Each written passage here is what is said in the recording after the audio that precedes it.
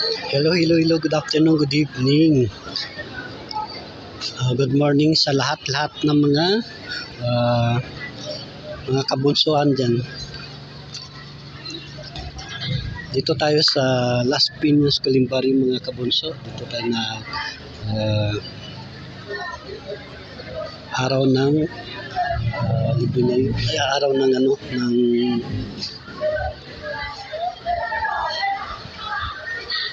fiesta ng mga patay.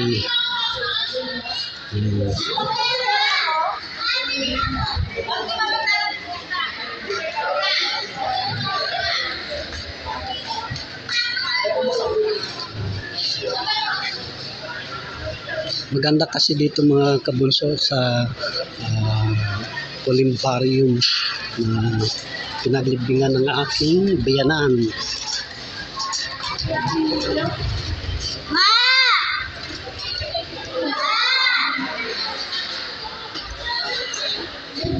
Na-restricted kasi yung aking FB live sa kaya nag-live ako kanina sa page ko. Siyempre hindi sa bago pa lang yung kang page ko, kaya medyo konti pa lang ang tao doon, kaya hindi masyado tayo kilala. Pero sa FB live mga ganun na i-upload ko na lang ito mamaya ang after ng video ko sa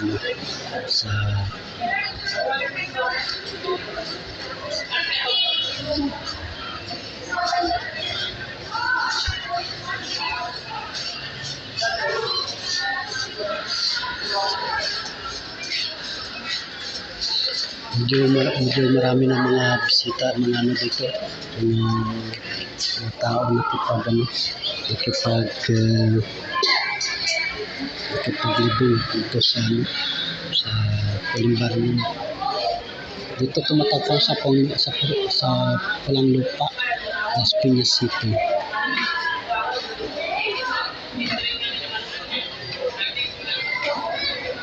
Mas maganda kasi dito, hindi pa crowded yung mga tao, hindi pa masyado marami, kaya maswerte yung mga nilagak dito yung kanyang abo, kasi pre-cremation tapos pre-libingan. Nililibing dito yung mga abo niya, 10 years agreement. After ng mga 10 years, pwede mo na siya ibibigay sa iyo yung abo, kung anong gagawin mo dito sa abo, kung dadalhin sa pwede mo na ilagak. Kung halimbawa lagak mo doon sa dagat, isaboy mo sa dagat yung kanyang abo, pwede rin isasaboy. Kaya pwede mo rin ilagay sa mga garden. Sa garden mo ililibing mo doon yung kanyang abo para magkaroon na ng alaala, mga alaala ng ating yumao na mga magulang.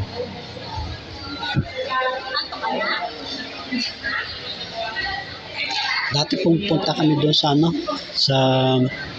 nalibingan ng bayani, dahil may pinsan ako doon na nakalagak din, nalibing sa libingan ng mga bayani sa Port Bonifacio. Bata pa siya na namatay. Bali ang edad niya na 26 pa lang nung namatay, na serbisyo sa Marines. Kaya mas maganda rin doon yung sa Port Bonifacio, dahil parang private, para rin kasi yan maganda yung libingan nila doon. May kanya-kanyang libingan din yung sa lupa lang ba. Tapos wala silang mga apartment, kundi sa lupa na talaga sila nililibing. Saka maganda doon, sobrang lawak yung area ng Port Bonifacio sa libingan ng mga bayani. Sobrang lawak ang mga area doon.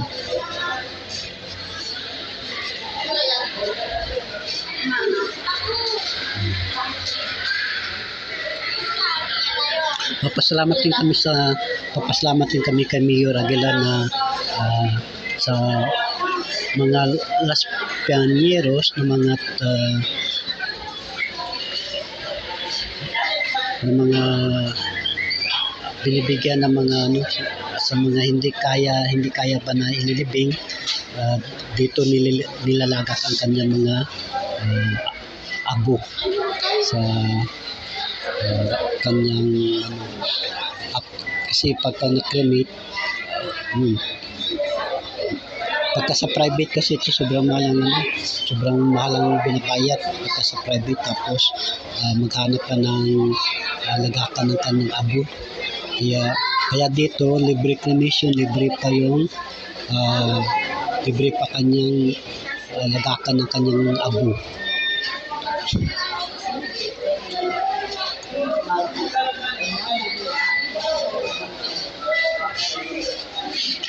At saka maganda to kasi sobrang laki tong building. May second floor pa na area ng building to.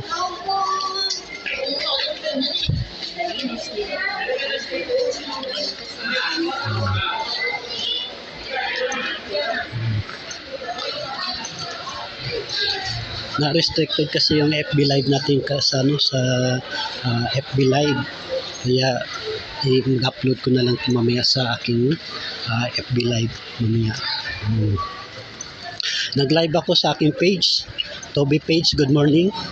Nag-live ako doon sa aking live kanina. Ito na naman, i-upload ko sa aking FB Live. Sa FB kasi hindi ako makapag-upload, kaya ito.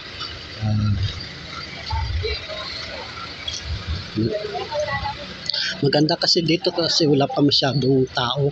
Hindi pa masyadong tao yung mga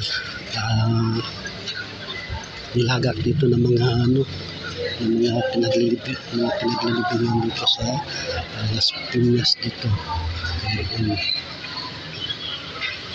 Malaking building to. May second floor pa na building, tapos siguro hindi ko lang alam po sa iba pang mga cities ng Maynila kung may mga ganitong project na nilagak yung mga abo ng mga ating mga mamamayan ng mga Pilipino, diba? Mas maswerte kami na taga Las Piñas na nakapag-avail ng libre libingan, libre cremation. Bakit? Ito wala pa yun.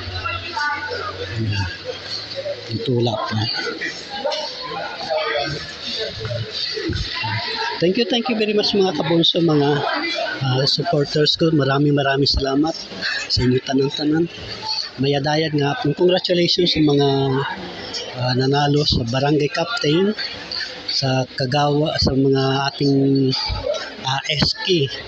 SK members, SK officers. Naway maganda at maayos ang inyong pagserbisyo sa ating mga kabarangayan, lalo pa sa ating mga kagawad, sa ating mga barangay captain. Congratulations. Naway maging maayos ang inyong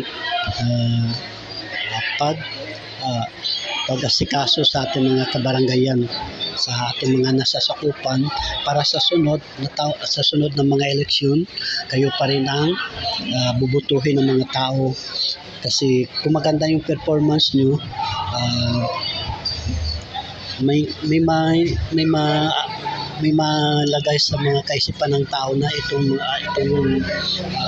barangay captain, mas maganda po yung kanyang ginawa sa ating barangay. Kaya hindi lang patulog-tulog sa pansitan ng ating mga kabarangayan. Kasi pagdating ng mga sakuna, dapat alerto tayo ng mga officers ng mga barangay, mga kagawad, regarding sa mga binibigay na mga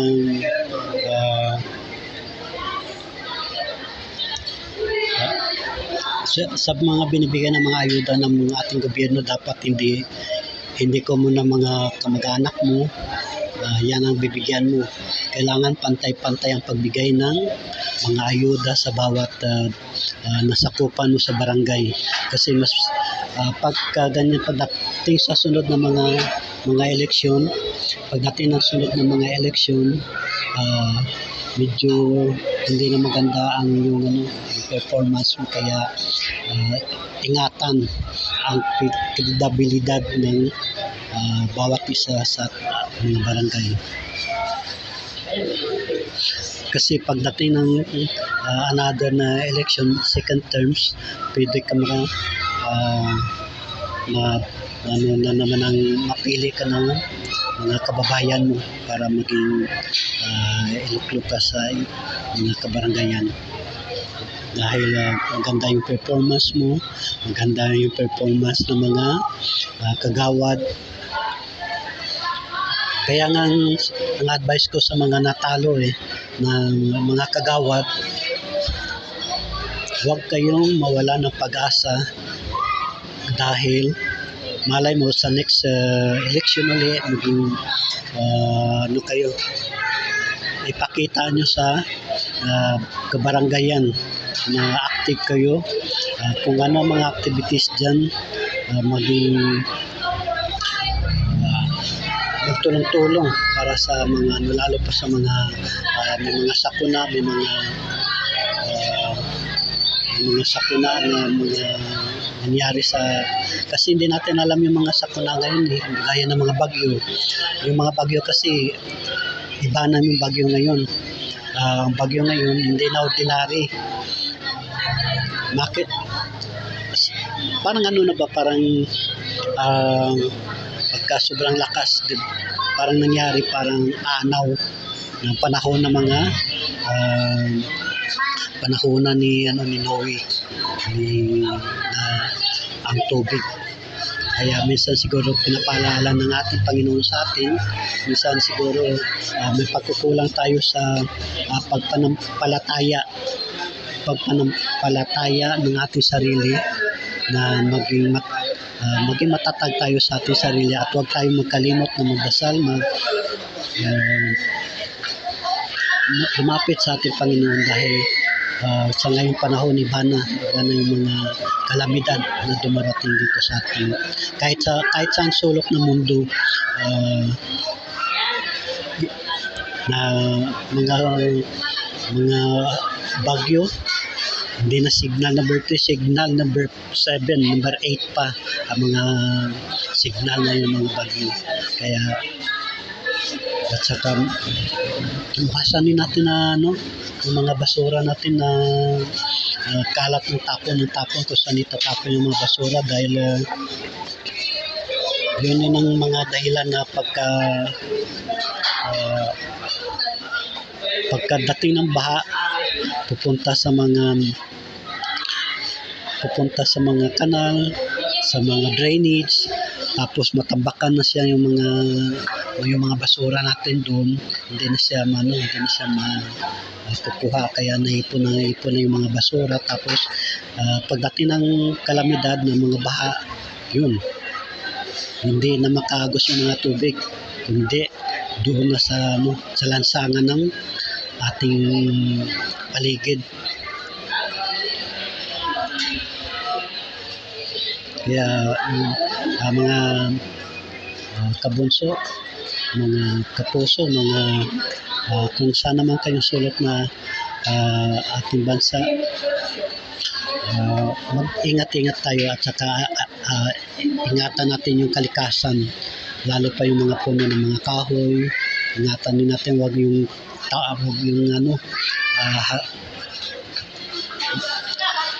huwag yan putol yung mga puno, dahil kasi ang mga puno nagbibigay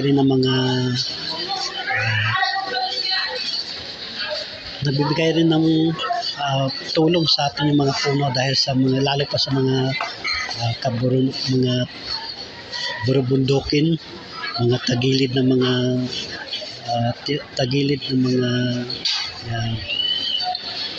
lalo pa sa mga bundok at saka mga highway. Kaya karamihan ng mga landslide, yung mga kabunso. Kaya kailangan dapat tulong-tulong magtanim ng mga puno ng kahoy. Lagi magano, kahit sa mga tabi-tabi ng bahay natin, pwede tayo magtanim ng mga puno, ng mga ano, para pag dating ng mga kalamidad makatulong rin yung mga ano, lalo pa sa mga tabing mga sapa, tabing ilog. Mahirap rin yan dahil minsan lumalakas yung mga agos ng mga tubig, kaya nabiglaan na agad-agad yung mga tubig na kasi yung tubig ngayon sa isang araw, pagka tuloy-tuloy ang ulan ng tubig ng ulan, baha na, maapaw na yung baha. Minsan maabot na ng first floor ng ating bahay ng mga baha, ang mga tubig. Lalo pa yung mga drainage, kung maliliit yung mga drainage, wala na magusan yung mga tubig yung sa mga drainage natin. Kaya iwas-iwasan natin yung mga drainage natin, yung mga basura natin, huwag ikalat ng kalat kahit saan-saan. Dapat ilagay sa tamang lagayan yung mga, lalo pa mga plastic. Huwag ikalat ng kalat kasi pagdating ng mga sakuna, mga baha, yan ang imbes na makadalo yung mga tubig, hindi na siya makadalo yung mga tubig sa lansang, sa mga drainage, sa mga kanal, dahil natatambakan na ng mga basura, ng mga plastic. Kasi yung basura, kahit ilang taon yan, hindi matutunaw yung mga basura. Kaya ingatan natin yung ating mga kapaligiran, yung mga basura, huwag itapon yung mga plastic yan. Dahil mahirap yung mga plastic na kasi sa ating kapaligiran. Thank you very much mga kabunso, mga followers ko. Ingat-ingat sa mga scammer dahil maraming mga scammers dyan sa group ko ng mga foreigner. Karamihan mga foreigner ng mga scammer, dami. Huwag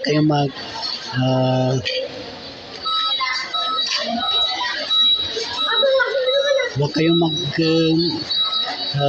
mamadali na sabihin inaalok kayo para kumita kayo ng mga pera, yung mga pera sa pagkakita ng mga online na wag kayo dahil mahirap maghanap ng pera mga kabunso.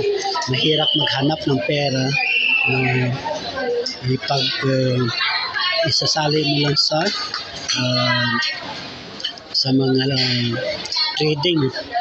trading o mga inaalok ng mga tao, magkakaroon ka ng mga magkakapera kagad. Iwasan mga scammer kasi 1,000, 2,000, mahirap maghanap ng pera mga kabunso. Kaya mag-ingat-ingat sa mga scammer, lalo pa sa ating group. Dahil sa group ko maraming scammer dyan. Sa Mix Molino group ay may mga 17,000 members ko sa mga group na Mix Molino. Kaya mag-ingat-ingat kayo, huwag magpadala sa mga scammer dahil sayang yung pera pagka kayo ma-scam ng mga scammer. Paalaala lang sa mga members, mag-ingat-ingat sa mga scammer. Thank you very much sa mga kabunso, sa mga followers ko. Maraming salamat. Good afternoon, good evening sa buong mundo. Thank you very much mga kabunso. Ingat-ingat, God bless. Magdala kayo ng mga payong kung saan kayo pupunta dahil hindi natin alam yung panahon ngayon. At saka kasi mas maganda dito sa amin na pinagpuntahan ng Olimbarium dahil isang building to. Kaya proud kami sa amin na mayor ng Las Piñas dahil binigyan ng magandang libingan ang aming mga mahal sa buhay na magandang paglagakan ng kanyang abo dahil sa komisyon. Bye-bye. Thank you very much mga kabunso. Ingat-ingat. God bless. Bye-bye.